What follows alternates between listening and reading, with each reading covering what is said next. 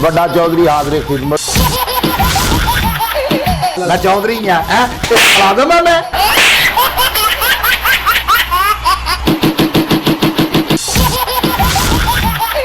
मैनू कितने काम भेजे सौदा लैन भेजे फैसला तू आप कर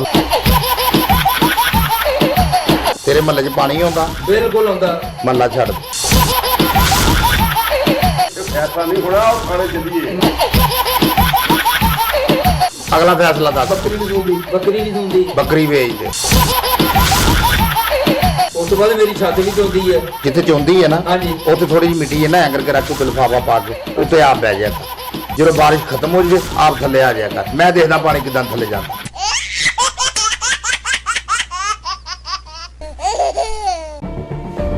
जुल्म सितम की ये दास्तां बहुत पुरानी है। हर दौर में हलाकू टीपू सिकंदर ने एक तारीख लिखी है।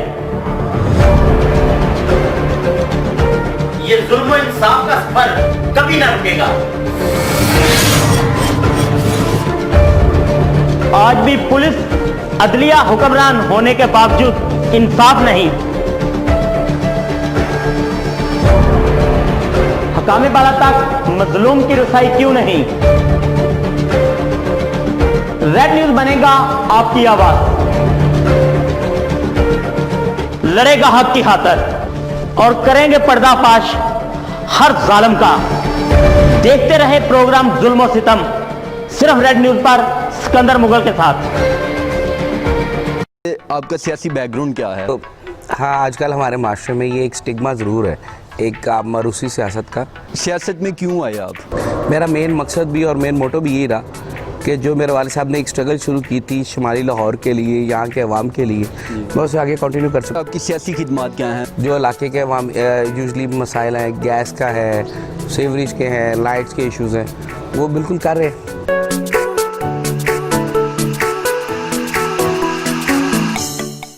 अस्सलामुअलैकुम, you are watching red talk और रेड न्यूज़ के साथ मैं हूं अहमद मुगल। सबसे पहले तो मैं रेड न्यूज़ की तरफ से आप सबको खुशामदीद कहता हूं और इस प्रोग्राम में हम एक मुख्तलिफ इंटरव्यूज़ की सीरीज़ स्टार्ट करने जा रहे हैं जिसमें हम मुख्तलिफ पर्सनैलिटीज़ और सेलिब्रिटीज़ का इंटरव्यू करेंगे। इसी सिलसिला में आज हम मौजूद हैं जनाब आतिफ अहमद चौधरी, जो कि यूसी 165 के चेयरमैन भी हैं और PTI के सेक्रेटरी फाइनेंस शालीमार टाउन भी हैं। सर कैसे हैं आप?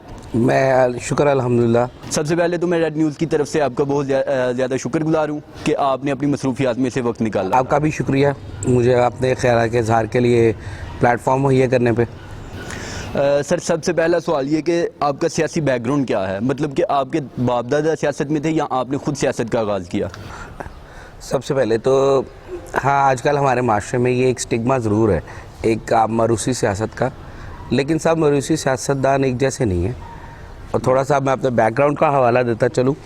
मेरे वालिद साहब ने यहाँ पे सियासत शुरू की थी। मेरे बड़े और बुज़ुर्गों में से किसी को सियासत में इन्वॉल्वमेंट नहीं थी। मेरे वालिद साहब ने सियासत शुरू की।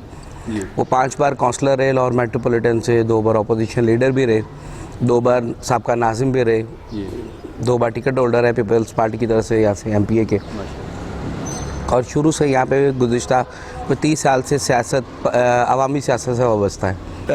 सियासत में क्यों आए आप, मतलब कि कोई हादसाती तौर पर या कोई ख़ास मकसद के लिए? सियासत में आना कोई हादसा नहीं होता और ना कोई सियासत में हादसाती तौर पर आ सकता है मेरे मुताबिक। तो ये एक ग्रूमिंग हो रही होती है। यूजुअली आपका माइंड सेट होता है, आपकी एक पर्सनालिटी डेवलप कर रही होती है।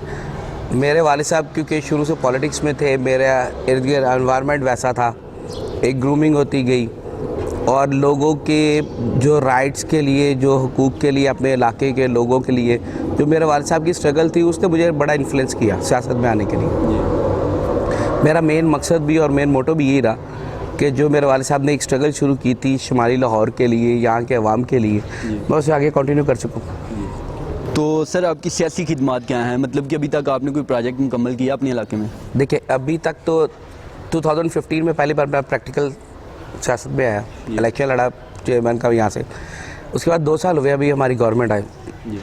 उससे पहले कुछ लोग फलाई काम कर रहे हैं जो अपनी पॉकेट में से करते हैं और आगे जो अवामी मसाइल हैं उनके मुताबिक, जो इलाके के अवाम यूजली मसाइल हैं, गैस का है, सीवरेज के हैं, लाइट्स के इश्यूज़ हैं, वो बिल्कुल कर रहे हैं। تو سر کوئی خاص کام جو آپ کی پہچان بنا ہو، جیسا کہ شریف فیملی کا بنا تھا کہ انہوں نے پل بہت زیادہ بنوائے ہیں؟ آپ صحیح کہہ رہے ہیں، ڈیولپمنٹ کا کام بالکل میرے والد صاحب نے اس علاقے میں، یہ آپ باہر مین روڈ دیکھ لیں، یہ میرے والد صاحب کے ہاتھ کی بنی ہوئی ہے. یہاں پر اس علاقے کی جو مین ڈیولپمنٹ اور مین روڈز ہیں، اندر اسٹریٹ لائٹس ہیں، گلیوں کے چھوٹے چھوٹے کام ہیں، یہ سب میرے والد صاحب کے دور کے ان کے ہاتھوں سے ہوئے ہیں. اور الحمدللہ آج تک اس کے علاوہ میرے والد صاحب کے علاوہ اس علاقے کو سنوارا کسی نے نہیں.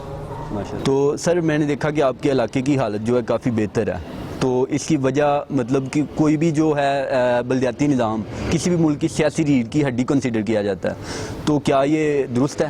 دیکھیں یہاں پہ نا سب سے پہلے آپ کو ایک چیز سمجھنی ہوگی، پوری دنیا میں جو ایک نظام رائج ہے نا، جو پارلیمنٹیرینس ہیں نا پوری دنیا میں، ان کا کام لیجسلیشن ہے، ڈیولپمنٹ ورک، اور دوسرا اس کے لیے ہمیشہ سے ایک لوکل باڈیز پوری دنیا میں ورک آؤٹ کر رہی ہیں، اور یہ ڈیولپمنٹ کے سارے کام، سارے پروجیکٹس انہی کے تھرو ہیں. پر بدقسمتی سے ہمارے پاکستان میں کیونکہ ایک ٹرینڈ بن گیا ہوا ہے، ایک معاملات بن گئے ہوئے ہیں کہ پاور کو اوپر سینٹر کی طرف اپنے پاس رکھنا ہے، نیچے ڈیولوشن کی طرف نہیں آتے پاور کی.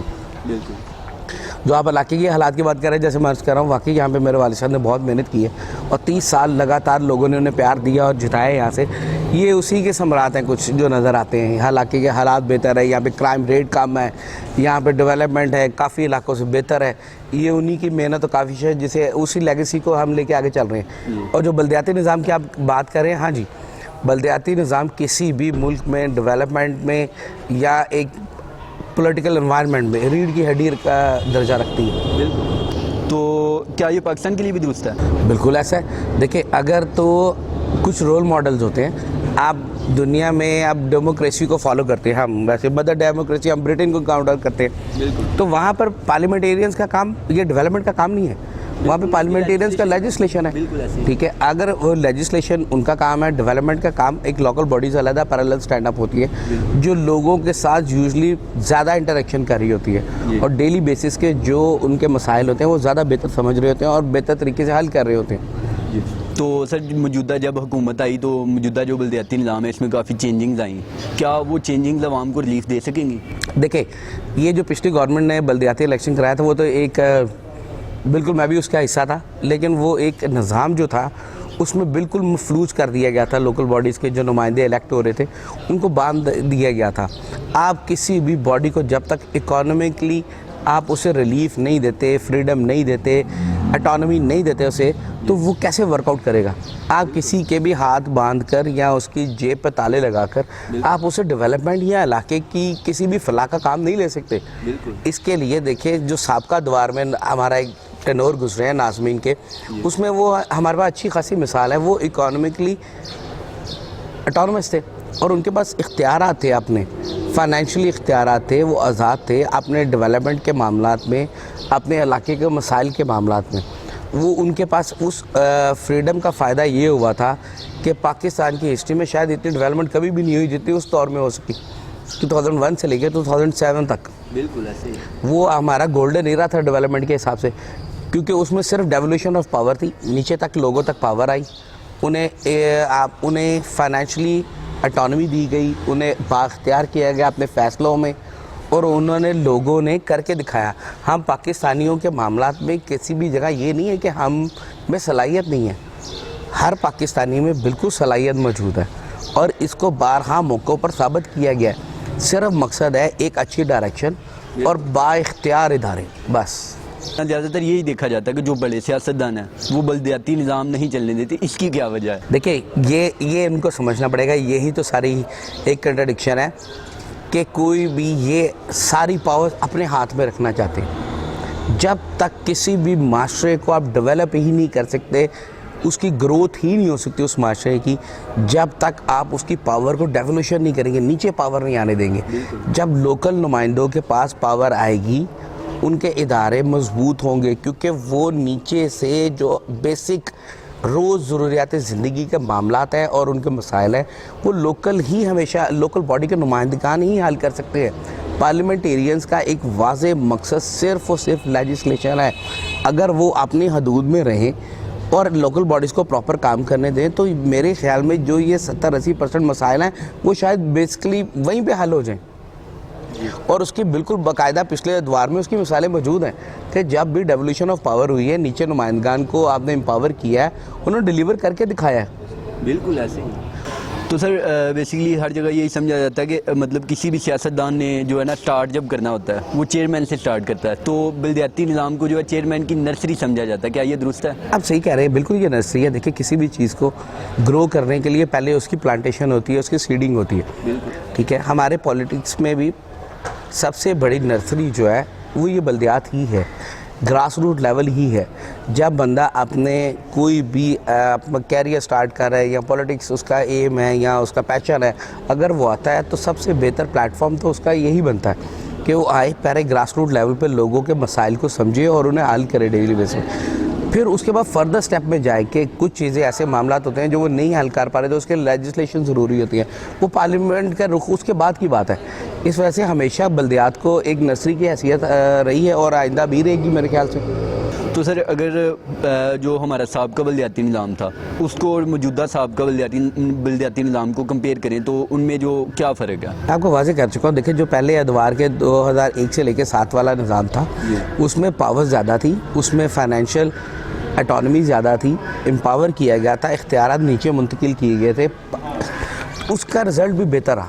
جو یہ لاسٹ ادوار میں ہمارا گیا ہے جو بلدیاتی نظام گیا ہے وہ تو سارا ایک کرپشن کی ایک صرف داستان ہے. بس صرف انہیں چند دوستوں کو نوازنے کے لیے یا جو بھی ایک وہ آپ کہہ رہے ہیں سپریم کورٹ کے پریشر کی وجہ سے اس وقت بلدیات کرائے گی, لیکن اس بلدیات میں سارے اختیارات کھینچ کر انہوں نے اپنی طرف رکھ لیے. سی ایم صاحب نے اپنے پاس رکھے ہوئے تھے. ایک آپ بلدیاتی نمائندے کو جب آپ بیسکلی ڈیلی یوز کے جو روزمرہ کے معاملات ہیں, صفائی ہے, سیوریج ہے, پھر آپ کی اسٹریٹ لائٹس ہیں, چھوٹے موٹے کرائمز ہیں, سوشل کرائم جس میں بہت بڑی ہے, آپ اس کو ایکٹیو کرنے کے لیے یا اس کو ریزالو کرنے کے لیے اسے امپاور ہی نہیں کریں گے تو وہ کیسے آپ کے پیچھے اس معاملات کو کلیئر کر سکتا ہے؟ یہ کبھی بھی نہیں ہو سکتا کہ آپ بغیر اختیارات آپ اس سے رزلٹ لینا چاہیں. اور اس کی جدی جاگتی مثال آپ دیکھ چکے ہیں. یہ پچھلے 2 سال جس دن سے گورنمنٹ یہ گئی ہے اور چیئرمین حضرات گھروں کو گئی ہے اس دن سے آپ کو چھٹے کھٹے سارے باہر آ رہے ہیں. ابھی بھی اس وقت بھی لاہور کے 80 سیکٹریز جو ہیں وہ اینٹی کرپشن میں اریسٹ ہے صرف کرپشن کی بیسس پہ, اور ان کے کیسز چل رہے ہیں کیونکہ انہوں نے دن رات لوٹ مار کی ہے اور ان کی سرپرستی صاحب انہوں نے کی ہے. آپ کی آئیڈیل شخصیت کون سی ہے؟ آئیڈیل شخصیت تو اوبویسلی کسی بھی سیاستدان کے لیے, خاص طور پاکستانی کے لیے ہمارے لیے تو رول ماڈل قائد اعظم ہے. ہم انہیں فالو کرتے ہیں. وہ دیکھیں انہوں نے ایک تنہا آدمی اکٹھا ایک مجمع میں سے کھڑا ہوا, اس نے ایک خواب کو تعبیر کی شکل دے دی. آج اس فلسفے کو, آج اس نظریے کو پوری دنیا ایکسیپٹ کر رہی ہے اور واضح انڈیا کے حالات سے واضح ہو رہا ہے کہ جو قائد اعظم نے 2 قومی نظریہ دیا تھا اس پہ سٹینڈ لیا تھا, آج وہ ثابت ہو رہا ہے کہ ہم مسلمان اور ہندوؤں کی ایک علیحدہ آئیڈینٹی ہے, ہم ایز اے کمیونٹی نہیں رہ سکتے اور ہندو متصب ہے, ہمیں کبھی بھی مسلمان کو گرو کرنے کے لیے وہ ایٹماسفیئر اور حالات نہیں دے گا. قائد اعظم نے جس طرح کہا تھا کہ یہ جو لوگ وہاں رہ گئے ہیں یا جو مخالفت کر رہے ہیں ان کی آنے والی نسلیں ساری زندگی اپنی وفاداری ثابت کرتے رہ جائیں گے, اور آج آپ دیکھ لیں انڈیا کا مسلمان آج بھی اپنی وفاداری ثابت کرنے پہ ہے. تو بیسکلی میری آئیڈیالوجی بھی قائد اعظم کی طرف ہے اور میری آئیڈیل ہے, میرا رول ماڈل ہے, میں ان کو لے کے چلتا ہوں, ان سے اکثر اپنی انسپریشن ڈرائیو کرتا ہوں کہ مجھے کیسے فیصلہ کرنا چاہیے اور کیا زندگی میں کرنا چاہیے. تو سر آپ کا تعلق پاکستان تحریک انصاف سے ہے, تو آپ کی جو پارٹی میں ہے آپ کو پارٹی کی سب سے اچھی بات کون سی لگتی ہے؟ پارٹی میں آپ کسی بھی پارٹی میں آتے ہیں نا تو سب سے پہلے آپ کو لیڈرشپ آتی ہے. بالکل. ہم اس پی ٹی آئی کے پلیٹ فارم پہ جو سب دوست اکٹھے ہوئے ہیں وہ صرف عمران خان کی ذات اور اس کے نظریے کے ساتھ ہے. سب سے پہلے ہمیں عمران خان کی ذات میں وہ ایمانداری, وہ اس کی سوچ وہ نظر آئی کہ خان صاحب نے جس طرح ایک شوکت خانم کو لے لیں, نمل کو لے لیں, وہ ایک انسٹیٹیوٹ کھڑے کر کے دکھائے اور وہ ناممکن کام کر کے دکھائے جو بڑے بڑے ایکسپرٹس بیٹھ کے کہتے تھے نہیں ہو سکتے, انہوں نے کر کے دکھائے. دوسرا خان صاحب کی ایمانداری, جو ہمارے اس گندا کرپٹ پالیٹکس کو کر کے رکھ دیا ان لوگوں نے, اس میں ایک روشن ستارے کی طرح خان صاحب جن پہ کرپشن کا اور کسی قسم کا کوئی ایلیگیشن نہیں ہے. ہمارے لیے تو یہی رائے ہے کہ ہم اس بجائے ایک گندے کرپٹ اور فرسودہ سیاست کے ساتھ بھینٹ چڑھنے کی بجائے ایک اچھے صاف ستھرے اور ایماندار آدمی کے پیچھے کھڑے ہیں. बहुत शुक्रिया सर, आपने हमें टाइम दिया। जी नाजरीन, हमारे प्रोग्राम का वक्त ख़त्म होना चाह रहा है। अगले हफ्ते इसी चैनल पर नए इंटरव्यू के साथ हाजिर होंगे। देखने के लिए बहुत शुक्रिया। देखते रहिए रेड न्यूज़। अल्लाह हाफिज़।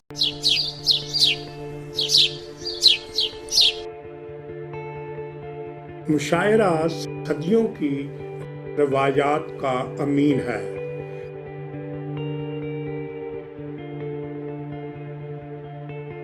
मुशायरा अल्फाज की दुरुस्त अदायगी का सबसे मोतबर जरिया है। मुशायरा नए शायरों के लिए तरबियत गाह का दर्जा रखता है। मुशायरा असरे हाजिर के बनते बिगड़ते हालात का तर्जुमान है।